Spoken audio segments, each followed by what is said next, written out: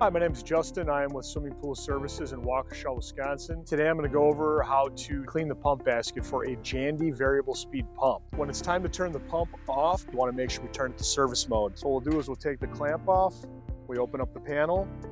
This current system is in auto mode, which is hard to see with the light, but we're going to press this button to put us into service.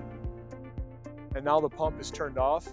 All right, so now that the system is in service mode, it's safe for us to take the lid off. We're going to use a rubber mallet if necessary. When it's really hot out, the lids sometimes are harder to get open because the O-ring's swollen up. And we're going to tap the lid gently to open it up and then take the pump basket out and clean it.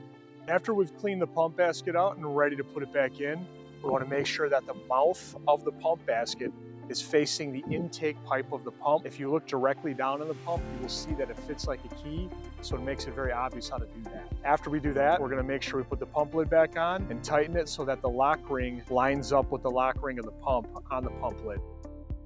When you're ready to clean your cartridge filter, make sure the pump is turned off. You want to make sure that you drain the water in the tank by opening the air relief valve by the pressure gauge so you don't get soaked. Then you're going to need a 9/16 deep socket ratchet so that you can take the filter band apart. After you take the band off, you can then take the filter dome off of the filter system, and on top of the filters there's a manifold that you will remove so that you can pull the filters out for cleaning.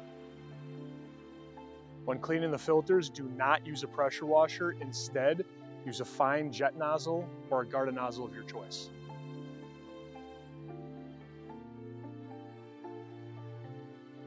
After you've cleaned the filters or you have a fresh clean set already at hand, you will reinstall those filters, put the manifold back on top of the 4 filters, put the dome cover of the filter cartridge system back on top, reattach the band around the filter tank, and retighten it with the 9/16 deep socket ratchet, and then we're ready to start the system back up.